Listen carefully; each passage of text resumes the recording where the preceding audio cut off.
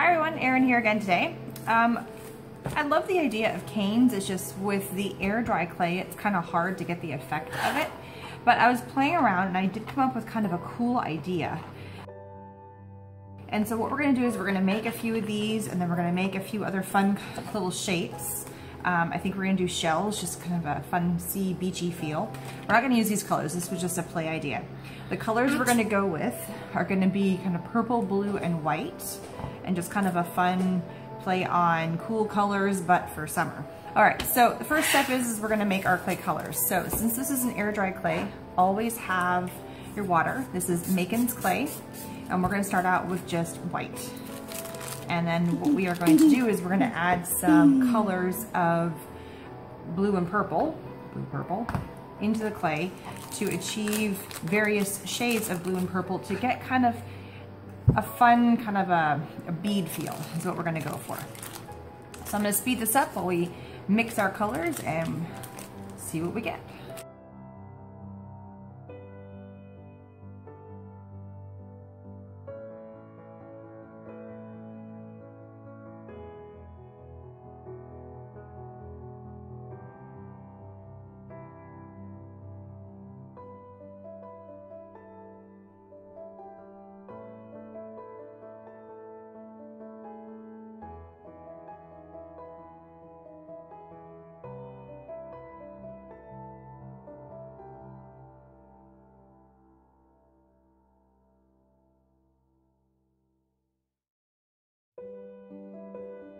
All right, so I decided to go with 5 colors. I went with 2 forms of a blue, which I used both this light blue, it's called Winter's Bone, and then I used this ultramarine blue just to kind of create another fun shade. And then just different hues or different amounts or combination of the royal purple and the blue, and then I kept one plain. Roll these out into long tube strips.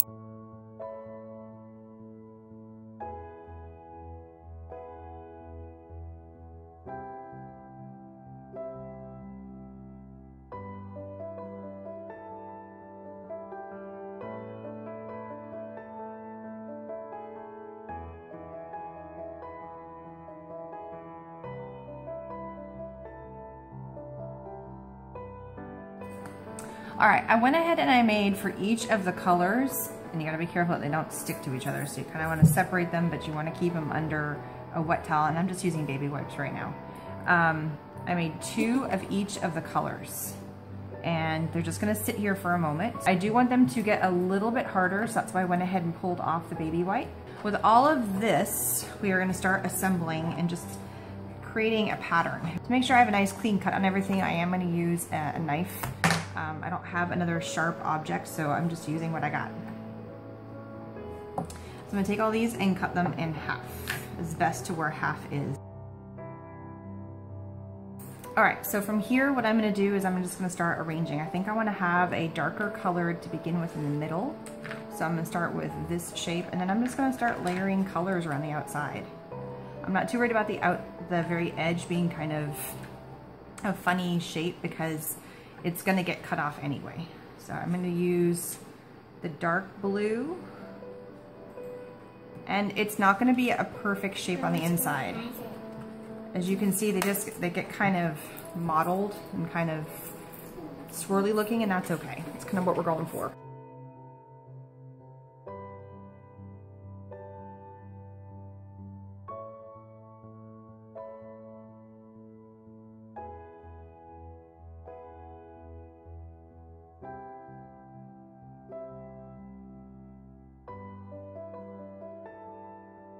At this point, I'm gonna save these and just kind of roll this out a little bit. I'm gonna roll this just in to kind of create more of a cohesive unit. As you can tell, they are kind of swirling and kind of going in on each other, and that's okay. I'm not looking for perfect lines of color. It's gonna get kind of mottled. So we're just kind of rolling this in. Not pushing too hard, just combining the clays together. All right, so here, see how it's kind of a swirly band? Now we're gonna add another layer of colors. And this time I think I'm gonna alternate between the colors that are left and just go around, making sure no 2 colors are together.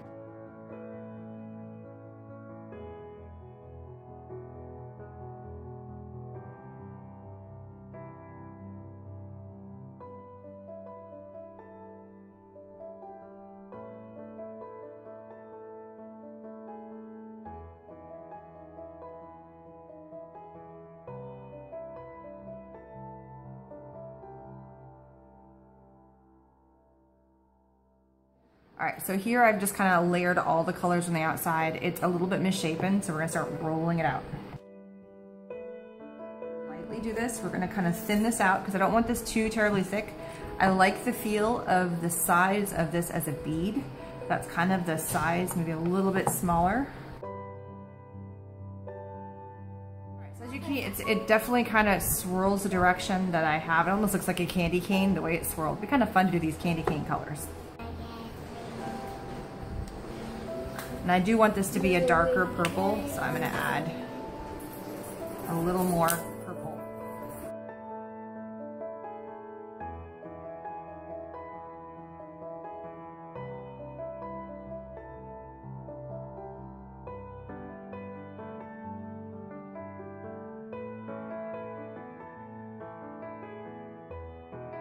All right, so I've been kind of playing with, I cut some pieces on, added to the bottom. I really want the larger end to be closer to the top. So what I'm gonna do is I'm gonna cut off this section right here. And this is why I don't wanna cut this too much at the very beginning, because see how it does this, it really mushes into itself. So that's why we have to kind of let this dry for a while. Get all the extra pieces off. And then once we have our length, we're gonna take it, roll it over.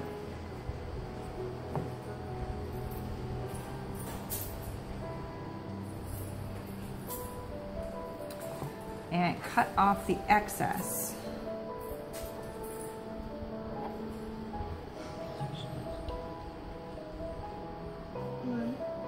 Just hang on. I need to try my Kind of get it to come into itself. Close it up so all we see, and if you've got little bits of clay, just go in. It's gonna get rolled out here in a second, so it's not gonna be that big of a deal. Take all these little end pieces and just kind of fill them in. Use your fingers to smooth it out. Don't worry about the end cap too much because that's just going to be parts that we're going to cut off. And see how down here it's just there's extra, just kind of, this is all going to get cut off. Now roll it out. As you roll, notice for all those little pieces, see how it kind of smoothed itself out? So it's all good.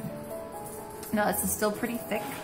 Look at the size, so we're gonna roll this out to be even smaller now.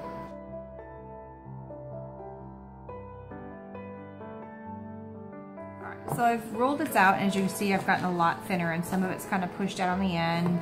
And we're just gonna cut this piece off right here. And just gonna flatten it out as best as you can. This piece we are gonna let dry now. And I think I'm gonna cut this piece off down here, because we're not going to do anything with that piece anyway. Kind of flatten out the edge. These pieces on the end we're not really going to do much with. It's okay if it's split there. It'll just add kind of a fun feel to the outside of the clay. There's a couple of spots where it kind of broke open as I was rolling it out really carefully. And as you can see, this is why you don't want to cut this right now. You have to let this kind of harden up, is because it's not really formed. It just gets really mottled looking, and you really can't tell what's going on. You can see some firm colors here because I let this guy, before I cut it, dry. Not 100% to where it's rock hard, but to where it got harder than it is at this soft stage where you can still squish it really, really well. So while this dries, we're just gonna set this off to the side here. We're gonna take some of our remaining clay and we're gonna make some fun shapes that can go on our cute little bracelet. So like I said, I don't waste what you've got. Add some of the clay just lightly, and this is getting kind of hard, and I want to be able to mold it into the clay really well. I'm just going to spray a little bit of water. This is using one of the Macon's Clay's push molds, and this is the seashell mold. Say that fast, seashell.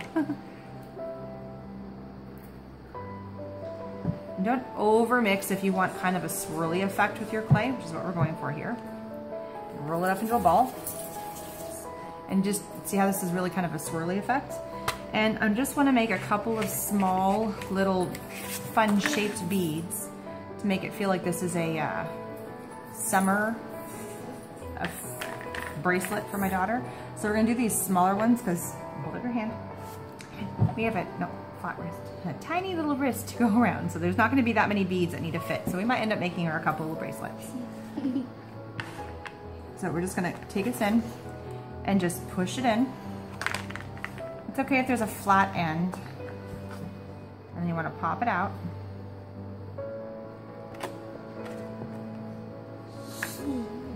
cute little seashell. And all you're gonna do is just take your fingers and just kind of pull off the excess that's around the edge of the shell.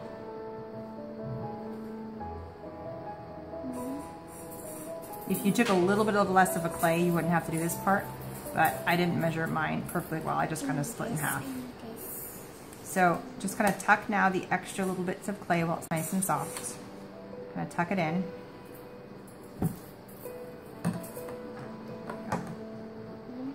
And there's one of our little shell beads. And we're gonna make some others with this, so I'm just gonna speed this up so it's not so boring watching me push molds.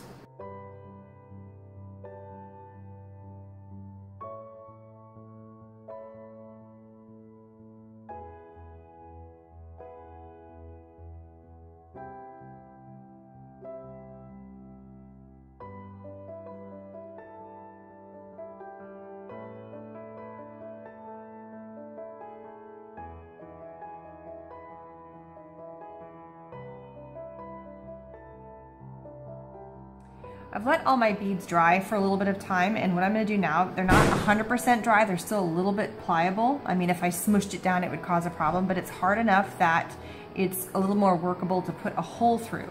So I have a poker here, and it's a nice good size diameter so that it can leave room to put a chain. And what I'm gonna be using is this little plastic kind of stretchy band to make the bracelet out of, and possibly also a necklace. All I'm gonna do, and I already done this, I thought I was filming, but I'll show you again, is I'm gonna take it and just lightly poke through into the clay and then kind of wiggle it around. So I'm moving it around in a circular fashion, just not very big, being sure not to smush my clay while I do this. So slowly move it around, and then I wanna test it with whatever chain or string or, like I said, the plastic I'm gonna use.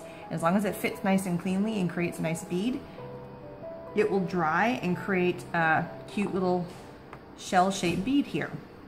For the large one here, I think I'm gonna end up making my daughter a necklace, and this is gonna be the centerpiece, kind of like the pendant for the necklace. And I did the same thing. So all of these I've tested.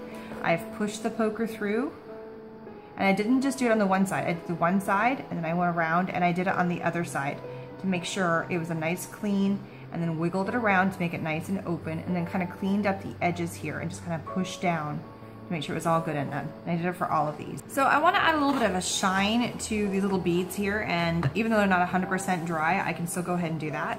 So what I have here is just a clear, this is called Icicle, it's just a glaze, and it just adds kind of a pretty sheen to it, so we'll kind of have a glaze to the front of it. So there is some glitter, kind of glimmer in the bottom of it, and you really want to make sure you shake it up well. And I want to be careful not to get in the little hole that I've created.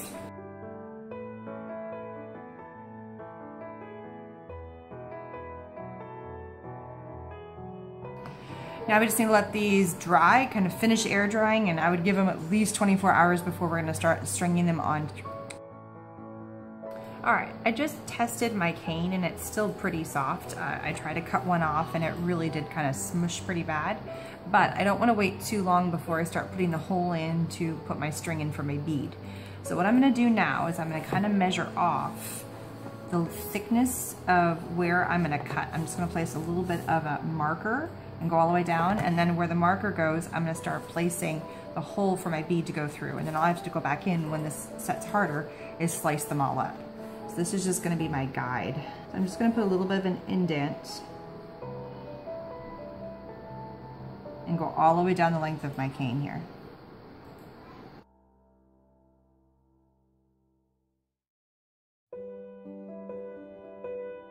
So I've marked off where I'm gonna end up cutting. I'm just gonna kind of roll this, make this back into a little bit of a rolling mark.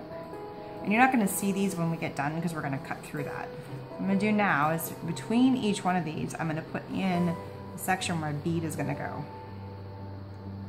Or the hole for my bead. Make sure I go pretty straight through. And same like I did with these guys. I'm just gonna poke a hole, go back the other way, kind of finish that so it doesn't have this rough edge on the outside. Twirl it around a bit, and then make sure my string goes in. creates our bead. And it may look a little bit different as we go down, and that's perfectly great. So I'm just gonna keep on making my holes all the way down for my beads using my little markers I just made all the way down.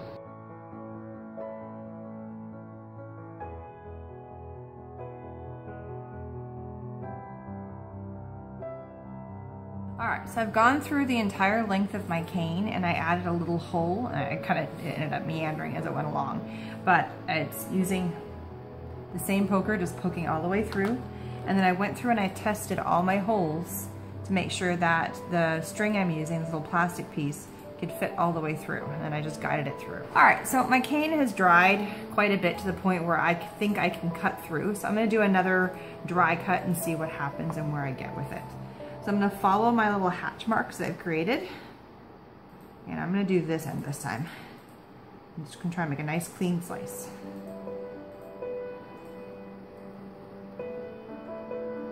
And see how it didn't smush when I did it, which means we're pretty much there. So you may need to go in, couldn't get all the way through, but it pulls apart pretty good. And it gets kind of a cool effect on the inside, and then you wanna let it keep drying. So I'm gonna keep slicing and drying. I'm gonna make sure that all of my holes still fit the plastic piece that we're trying to go through. Still a little bit malleable. So some of the pieces, as I'm cutting, I may have smushed it a little bit. Oops. So I just wanna kind of go through and make sure my hole is still clear enough so I can fit my string through to make this a true bead. So just gonna double check that it can go through.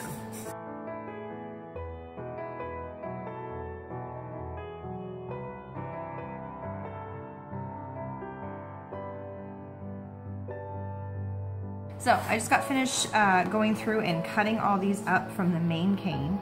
And so from that one long cane, which I don't know, it was probably about 5 inches long, I didn't even measure, 23 little beads, I guess if you want to call them. Now I'm gonna let all of these dry to become nice rock hard pieces. I mean, I can't, that's my little girl, I can't even push on these. I mean, these are super rock hard. They are beyond tough here. And that's where I want these ones to get. So all of these little pieces have dried up. These ones are not set in stone yet, but they're getting pretty close. Now, as I'm going through and making this, my daughter sees the mold set, the Makin's Clay seashell mold set. She goes, I don't want that shell, I want this shell.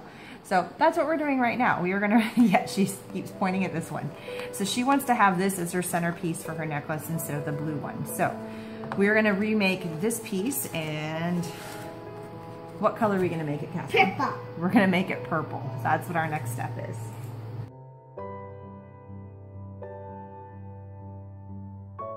I've re-rolled the other color purple, and now we're just gonna mold it in.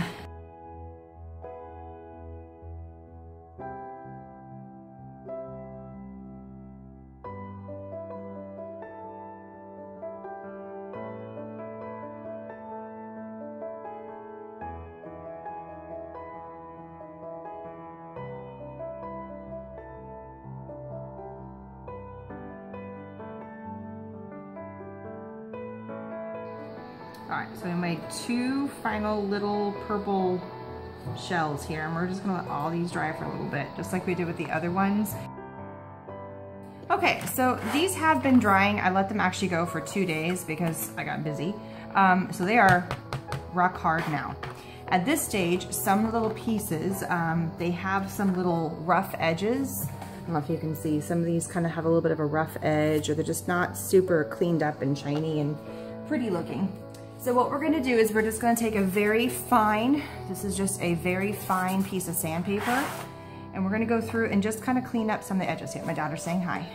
So you just, whoops, you gotta be careful to hold on to them really tightly because they will fly like that. Thank you, Catherine. So hold on and just rub them back and forth as best as you can without them flying on you. Just to get them nice and kind of like a flat edge, just to get rid of some of the little pieces, like when I cut them. That off. And it's gonna get a little, obviously, dusty just because you're kind of sanding some of the clay, and that's okay. But we're gonna go back, and after I do this step, I already did it with some of these little shells here. I added, where'd it go? this glimmer glaze. It's just the icicle. It's just gonna give it a kind of a clear shimmer, almost like a mother of pearl look on top of them. So once I get done sanding all of these, I'm just gonna add a glaze to both sides and around the edges. So I've let these dry again, and all I've done at this point is they've set for a couple of days, they've dried, they've hardened up, and then I added the glimmer glaze to both sides of everything. So nice to have this really pretty kind of a sheen to them now. Really pretty little kind of a glimmer going on there. And it also kind of helps seal them and set them in. So this is part one. Part two, come back and watch and see how everything comes together, and cute little bracelets and necklaces. And I may end up making some more than just one bracelet and one necklace, because I have a lot of supplies here, and I have a little neck and a little hand to go on my daughter, so we'll make some extras. Thanks for stopping by. Please subscribe. Come back again for part two, and I'll talk to you again soon. Bye-bye.